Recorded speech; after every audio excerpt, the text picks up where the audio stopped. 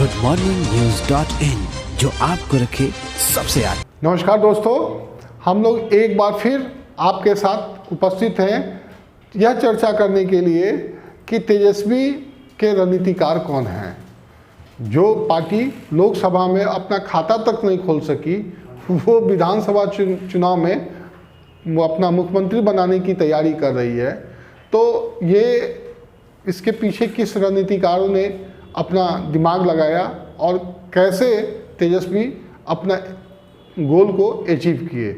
तो सबसे पहले विनय जी, आपसे ही सवाल है कि आपको क्या लगता है कि इस पूरे जो चुनाव हुए 3 चरणों में, जो बिहार विधानसभा के चुनाव हुए, उसमें तेजस्वी अपने गोल से नहीं हटे, और या फिर आप कहिएगा कि इसमें ऐड कर दिए एक आध दो लाइन, लेकिन मुख्य मुद्दा को उन्होंने नहीं छोड़ा। दूसरा कि तेजस्वी हर बार ये लीड करते रहे कि माने एजेंडा तय करते रहे, लीड नहीं, एजेंडा तय कर दिए पूरा, और उसको ही लोग फॉलो करते। अभी तक ऐसा नहीं होता था कि माने आरजेडी या कांग्रेस एजेंडा तय करे। इस बार विपक्ष ने एजेंडा तय किया और सरकार उसका सफाई देते फिरी। देखिए, इस बार के चुनाव में तेजस्वी जहाँ जरूरत हुई वहाँ शालीन भी रहे, एक और मिनट, जहाँ जरूरत हुई आक्रामक भी हुए। एक मिनट, हम इसको लेकर अपने सहयोगी को बोलेंगे कि वो वीडियो दिखाएं जो इस पर नीतीश कुमार जी का बयान आया था, जितना आक्रोशित हो गए थे। हम लोग तेजस्वी की शालीनता की बात करें तो जब प्रधानमंत्री ने उन्हें जंगल राज के युवराज कहा, तो तेजस्वी ने कहा कि प्रधानमंत्री हैं, बड़े हैं, कुछ भी बोल सकते हैं, आशीर्वाद ही है मेरे लिए। उनकी शालीनता देखिए। लेकिन जब आक्रमण करना होता था रोजगार के मुद्दे को लेके या किसी और बात को, तो फिर वो अपने अंदाज में बोलते भी थे। तो उनकी रणनीति, माने उनको जो भी समझाने वाले थे, समझाने वाले कौन हो सकते हैं? हमको लगता है कि जो इससे जदयू से दुत्कारे गए थे वो उनकी मदद किए हों, ऐसा हो सकता है। नहीं विनय जी, इसमें जो एक चीज़ सामने आ रही है, कुछ टीम लगी हुई थी, इंटरनली टीम लगी हुई थी। राजेश जी, आपको सारा प्रशांत किशोर की तरफ है क्या? प्रशांत किशोर को अचानक उपाध्यक्ष बना दिया पार्टी का, और फिर किसी मुद्दे पर अनबन हुई तो चलता भी कर दिया। तो प्रशांत किशोर जाएंगे कहाँ? आखिर अगर उन्होंने कहा भी था लास्ट में कि नीतीश कुमार को हटाना मेरा मकसद है, हाँ, मेन मकसद था। और इस बार बहुत साइलेंटली उन्होंने ये प्लानिंग किया है, उनका अगर फोकस है तो मैंने बहुत साइलेंटली उन्होंने ये काम कर दिया।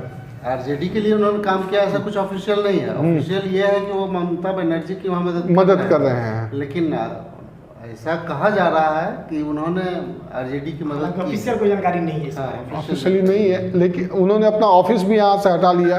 बीच में जो यहाँ पर लाए थे, अपना ऑफिस भी हटा लिया। लेकिन ये पूरा अभी तक का जो स्थिति है उसमें यही लग रहा है कि माने प्रशांत किशोर का था। इसके अतिरिक्त हम लोग बात अगर करें तो मनोज झा और राहुल यादव, ये राहुल यादव एक नया नाम है। मैं सब जानते हैं। मनोज झा को तो आरजेडी के प्रवक्ता हैं, राष्ट्रीय प्रवक्ता, लोग उनको जानता है, सांसद हैं, थिंक टैंकर हैं, ये सब लोग जानता है। लेकिन ये राहुल यादव कौन है, इनके बारे में मैं एक लाइन आपको बताऊं कि राहुल यादव लालू यादव के चौथे दामाद हैं। स्विट्जरलैंड से इन्होंने अपनी पढ़ाई लिखाई की है और अमेरिका में भी इन्होंने अपने कुछ दिनों तक समय गुजारा है। इसके साथ ही राहुल यादव जो हैं वो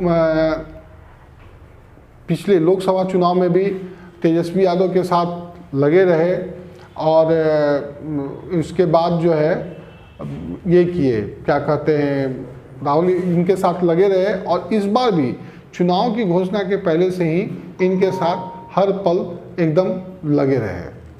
ठीक है, तो ये स्थिति बनी रही पूरे चुनाव में।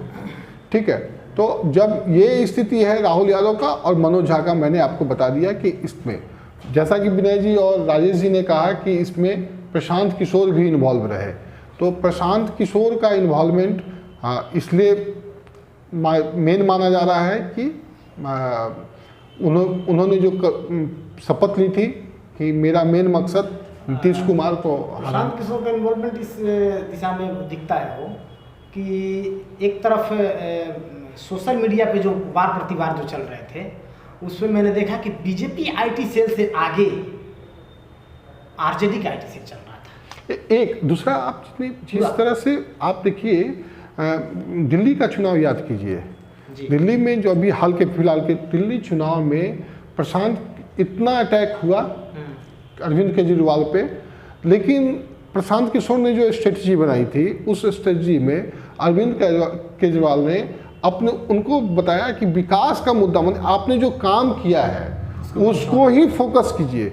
जो लोग और कुछ आप पर आरोप प्रत्यारोप कर रहे हैं उस पर कोई रिएक्शन नहीं दीजिए, उन्होंने नहीं दिया। यहाँ भी आप उस चीज़ को देखिएगा कि प्रशांत किशोर जो है कि अगर स्ट्रेटजी है और मिलती जुलती लग रही कि वो कभी भी माने भटके नहीं रोजगार जी बिल्कुल। यदि यहाँ भी रिजल्ट इसके अनुरूप जो हम लोग अनुमान लगा इसके अनुरूप आते हैं तो ये माना जाए कहीं ना कहीं स्ट्रेटजी वही है। वैसे भी तेजस्वी बैट्समैन रहे हैं और उन्हें पता है कि यदि तेज बॉल आता है तो कैसे उसे छोड़ दिया जाता है, कमजोर बॉल पर ही छक्का मारा जाता है, शॉट लगाया जाता है। तो जब भी प्रधानमंत्री या कभी उन लोगों ने तेज बॉल किया तो साइड से उन्होंने छोड़ दिया उसे, बाउंस जब किया तो बाउंस को ऊपर से जाने दिया। तो ये तो यदि अच्छा, लेकिन यदि इसमें यदि नमूने ऐसे ही आते हैं तो दिल्ली वाली और बिहार वाली स्ट्रेटजी एक ही लग रही है। इसलिए लग रहा है कि प्रशांत किशोर कहीं ना कहीं इसमें इन्वॉल्व हैं। बिल्कुल।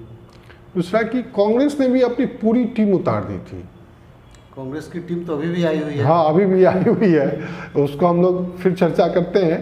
लेकिन कांग्रेस ने अपनी पूरी टीम उतार दी थी। ये पहली बार हुआ कि कांग्रेस स्टार प्रचारकों की बड़ी कमी दिखी कांग्रेस में मुझे।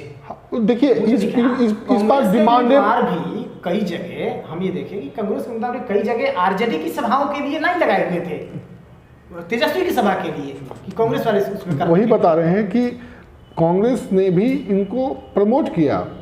मेरी बात हो रही थी कांग्रेस के नेताओं से तो उन लोगों ने कहना था कि देखिए हम लोग कुछ और काम में लगे हुए हैं, हम लोगों ने इस बार अपना अपना काम बांट लिया है। तेजस्वी जी जो है हमारे मेन स्टार प्रचारक हैं और हम लोग अपना अलग रखे हुए हैं और हम लोग जो है दूसरे काम में लगे हुए हैं। हमने उनसे पूछा कि कौन सा काम है तो उन्होंने बोला कि समय आने पर ये भी बता देंगे, लेकिन हम लोग का तो हो सकता है कि एक स्ट्रेटजी के तहत ही किया गया है। आपको एक चीज़ और मैं याद दिलाऊं आप लोग को शायद कि पिछले लोकसभा चुनाव में जो झिकझिक हुआ था दोनों भाइयों में, टिकट बंटवारा से लेके चुनाव और चुनाव मनाना तक, इस बार कहीं नहीं दिखा। मीसा भारती भी कहीं नज़र नहीं आई। एकमात्र लालू परिवार से एकमात्र आदमी ऐसा रहा जो कि चुनाव प्रचार करता रहा। माने एक तेजस्वी को हर किसी ने अपना नेता माना और उसी के ये पे हुआ। हाँ सर, कांग्रेस नेताओं के सामने नहीं आने की एक वजह ये भी है कि कई बार कांग्रेस के कुछ नेता सही बात भी ऐसे बोल देते हैं जैसे वो विवादों में आ जाता है। तो इससे बचने की स्ट्रेटजी रही होगी कि कहीं ऐसा ना कांग्रेस के नेता कुछ बोल जाएं जिनको लेकर के उनको हिंदू मुस्लिम करने का मौका मिल जाए और उसको लेकर के जैसे कभी शशि थरूर टाइप के लोग बोलते रहते हैं, कभी मणिशंकर अय्यर कुछ बोल देते हैं, उनको लेकर के बोलते कुछ हैं उनको कुछ बना दिया जाता है। तो इस वजह से ही कांग्रेस के नेता बहुत ज़्यादा वोकल नहीं रहे, साइलेंट ही रहे। तो केवल कांग्रेस की बात नहीं, आप यहाँ तो कांग्रेस के साथ वामपंथी भी लड़ रहे थे, कांग्रेस वामपंथी और आरजेडी तीनों मिलकर। अब देखिए कि कन्हैया और तेजस्वी ने कहीं मंच साझा नहीं किया। वामपंथ ने तो पहले ही कह दिया था कि आपको मेरे इलाके में प्रचार करने की जरूरत नहीं, आप अपना एरिया लेकिन सबसे ज्यादा डिमांड है कैडर वोट उसने ट्रांसफर कर दिया। अपने जो कैडर वोट है उसने आरजेडी को सीधा ट्रांसफर कर दिया है वाम दलों ने। नहीं वाम दल, लेकिन वाम दल के नेता भी तेजस्वी की सभा के लिए लाइन लगाए रहे हैं। ये आपको इंटरनली हम बता रहे हैं कि तेजस्वी की सभा के लिए वाम दल के नेता ने भी कई बार अप्लाई किया और वो इसी का नतीजा था कि आरा में वो नहीं जा सके और माफ़ी मांगनी पड़ी। तो आरा में उनकी सभा थी तो वो तो वाम दल का सबगढ़ था, तो वहाँ पर ये चीज़ हुआ था। तो ये आपको ऐसा नहीं है कि पूरा इसी तरह था, तो वो पूरी एक स्ट्रेटजी के तहत इन लोगों ने हमें लगता है कि इस बार काम किया है। तो इसी का ये फलाफल है कि इस तरह से एग्जिट पोल आए हैं। क्या होगा वो तो कल ही पता चलेगा। दर्शकों को मैंने पता होना चाहिए कि एग्जिट पोल के नतीजे उलट भी हो सकते हैं। हाँ, उलट भी हो सकते हैं, क्या हो सकते हैं। सुबह 8 बजे आज बात कर रहे हैं एग्जिट पोल के। हाँ, हम लोग की पिछली बार तो जो हुआ था आपने देखा कि 11 बजे तक पटाखे कहीं और फूट रहे थे। पिछली बार भी एग्जिट पोल में बीजेपी को 155 सीट दिया जा रहा था और नतीजे 53 पर आ गए। नतीजे 53 पे आए। हाँ, तो इसलिए एग्जिट पोल को बहुत ज़्यादा सही नहीं माना जा रहा है। लेकिन एक चीज़ है, एग्जिट पोल आने के बाद विनय जी आप देखिएगा कि भाजपा का कोई नेता नजर नहीं आ रहा। भाजपा जदयू जदयू, हाँ, दोनों नेता कहाँ चले गए हैं पता नहीं चल रहा है। जबकि आरजेडी के नेता लोग जो है वोकल हो गए हैं और वो घूम रहे हैं कि हमारा बयान छप जाए कहीं। तो हॉर्स ट्रेडिंग करने में भाजपा आगे है और भाजपा ले जाएगी उसको अंग में, और वो अपना सरकार बनाएगी। भाजपा की सरकार भाजपा बनेगी। की सरकार बनेगी। हाँ, की सिचुएशन में और अभी कोई उस तरह से हॉर्स ट्रेडिंग जिसको कहा जाता है कांग्रेस टूटने की बात होगी तो कांग्रेस पहले आगे होगी। कांग्रेस पहले टूट सकती है, लेकिन वो राजद बिकेगा, राजद का कोई बिकेगा नहीं, ये तो कंफर्म है। सीपीआई सीपीएम जितने भी पार्टियां हैं वामपंथी, उनका भी कोई नहीं बिकेगा। उसमें ये भी तो बिकेगा कांग्रेस टूट सकता है और कुछ निर्दलीय या कुछ अन्य में कुछ आ जाएंगे, छोटी मोटी जो गठबंधन है वो अपना आ जाए तो हो सकता है। लेकिन हंग की स्थिति में कांग्रेस और भाजपा की सरकार बन सकती है, माने बहुमत के बाद भी। लेकिन कांग्रेस और भाजपा की नहीं बन सकती है। नहीं, कांग्रेस के टूटे हुए विधायक सपोर्ट करके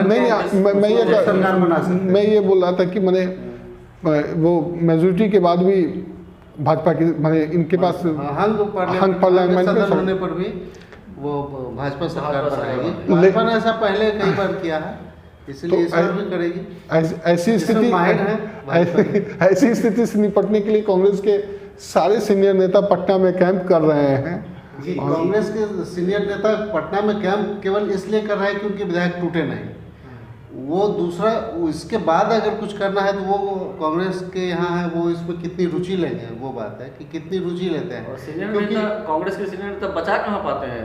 मध्य प्रदेश में भी तो टोटल कैंप किए हुए थे, तो पर भी टूट गई कांग्रेस। देखिए, कांग्रेस का इसलिए टूट गया कि वहाँ सिंधिया खेमा जो था वहाँ पर बचा नहीं सिंधिया ही जी चले गए। तो ज्योतिराज सिंह टूटी कांग्रेस ना, बाद में पहले सबके सारी बात हो गई थी तो टूटी। अभी चुनाव के तुरंत रिजल्ट होने के बाद अभी बचाने की बड़ी जिम्मेदारी। कर्नाटक में भी यही स्थिति हुई। कर्नाटक में सरकार, मुझे लगता है कि इस बार भी बगल में झारखंड है, हाँ, वहाँ सरकार भी दूसरी है। तो पिछली बार लोजपा के विधायक वहाँ गए थे, इस बार कांग्रेस के विधायक रिसोर्ट में। आपको याद होगा कि छठ मनाएंगे। और आपको याद होगा कि एक बार हम लोग वहाँ पर पूरी रात रिसोर्ट के सामने, जमशेदपुर रिसोर्ट के सामने हम लोग खड़ा होकर बिताए थे कि रात में पता चला अचानक कि नीतीश कुमार की विधायक, नीतीश नहीं, एलजेपी के विधायक थे, एलजेपी के विधायक थे, हाँ, वो सत्ता की चाबी लेके घूम रहे थे। 29 से मेले मिले थे उनको, तो वही जाके वहाँ पर ये करेंगे, चाबी खोजने गए थे। तो अब हम लोग अभी चर्चा कर रहे थे कि सरकार अगर ये असेंबली जो है हंग हुई तो भाजपा की भी सरकार बन सकती है। एग्जिट पोल बहुमत उस वक्त मायने नहीं रखता है। कैसे बनेगी हमसे बेहतर आप जानते हैं, मैं क्यों बताऊं, आप खुद जानते हैं। और आप अगर जानते हैं तो हमारे कमेंट बॉक्स में ही लिख दीजिए कैसे बनेगी, मैं भी जान जाऊंगा, मैं भी अपडेट हो जाऊंगा। तो अभी हम लोग चर्चा कर रहे थे कि ये महागठबंधन के थिंक टैंक कौन है, सत्ता की चाबी किसके पास होगी और सरकार किसकी बनेगी। तो फिर कल हम लोग हर पल की खबरों को लेकर हर घंटा उपस्थित होंगे। तब तक के लिए मुझे इजाज़त दें। नमस्कार। goodmorningnews.in, जो आपको रखे सबसे